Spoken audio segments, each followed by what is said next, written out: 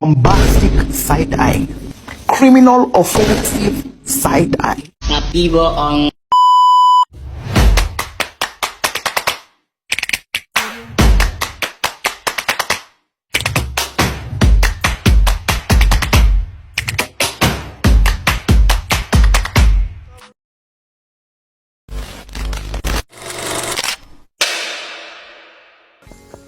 Assalamualaikum warahmatullahi wabarakatuh. Hai teman-teman, perkenalkan nama saya Asin Nusyifa Ramadhani dan teman-teman saya. Di sini saya akan memaparkan tentang teori behaviorisme. Teori behaviorisme adalah pendekatan dalam psikologi dan pendidikan yang menekankan pentingnya lingkungan dalam membentuk perilaku individu. Teori ini berakar pada pemikiran bahwa semua perilaku adalah hasil dari pembelajaran, bukan hasil dari faktor internal, seperti pikiran, perasaan, atau insting. Behaviorisme muncul sebagai reaksi terhadap pendekatan psikologi introspektif yang dianggap tidak ilmiah karena hanya mengandalkan laporan verbal dan pengalaman subjektif. Para tokoh behaviorisme berusaha mengembangkan pendekatan yang objektif, terukur, dan ilmiah dengan memfokuskan perhatian pada perilaku yang bisa diamati secara langsung. Tokoh utama dalam teori ini adalah John B. Watson, yang sering dianggap sebagai pendiri aliran behaviorisme modern.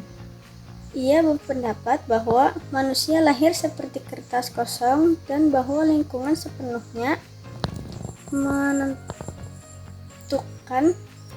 perilaku individu. Eksperimen tersebut menunjukkan bahwa rasa takut bisa dipelajari melalui pengkondisian, bukan suatu yang bawaan.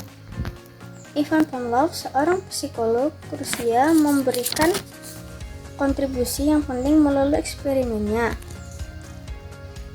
Tentang pengkondisian klasik, ia menemukan bahwa seekor anjing dapat belajar mengeluarkan air liur hanya dengan mendengar bunyi lonceng yang sebelumnya diasosiasikan dengan makanan.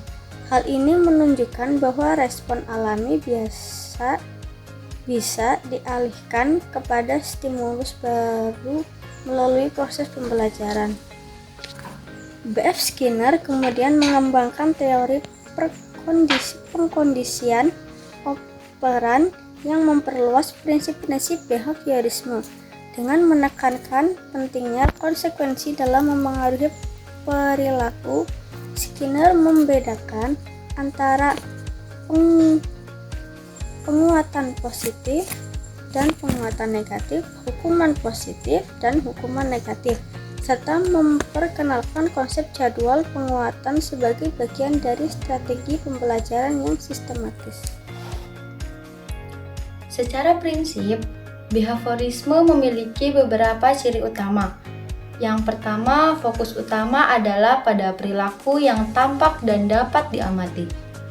Yang kedua, pembelajaran terjadi melalui asosiasi antara stimulus dan respon.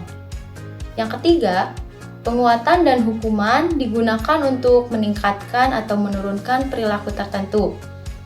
Dan yang keempat, lingkungan belajar dikontrol secara ketat untuk memastikan bahwa siswa mendapat stimulus yang sesuai dan berulang.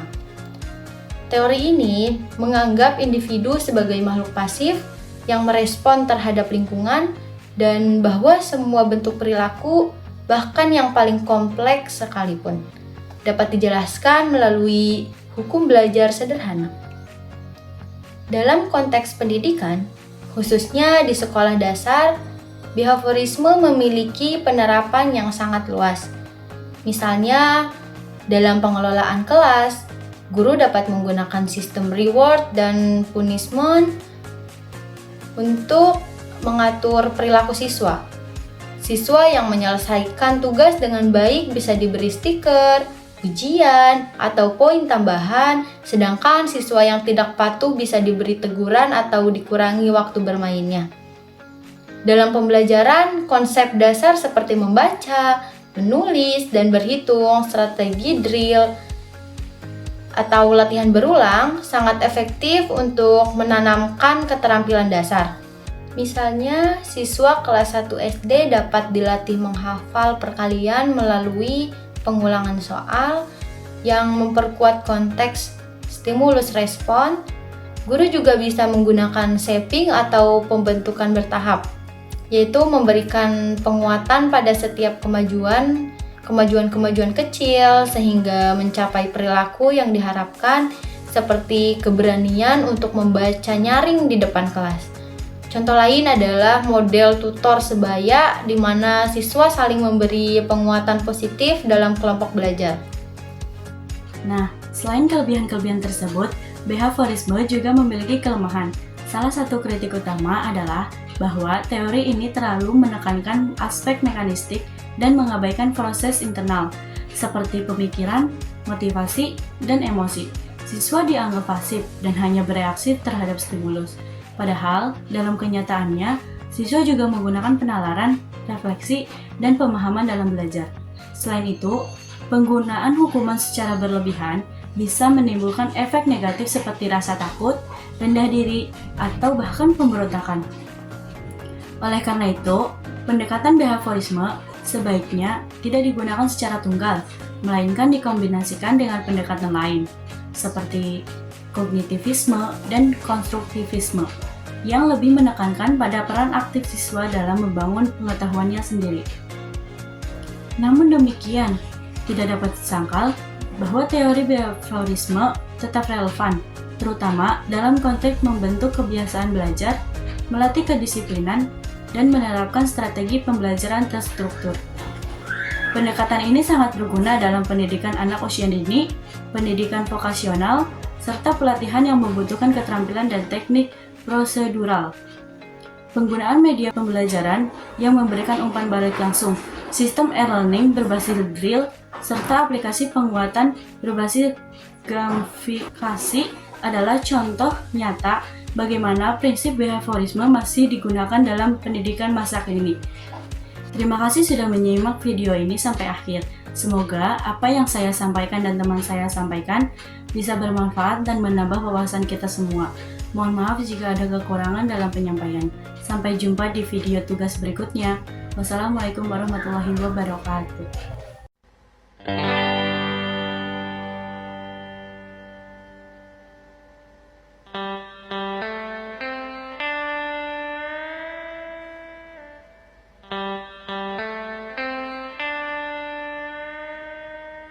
Thanks for watching. Please subscribe.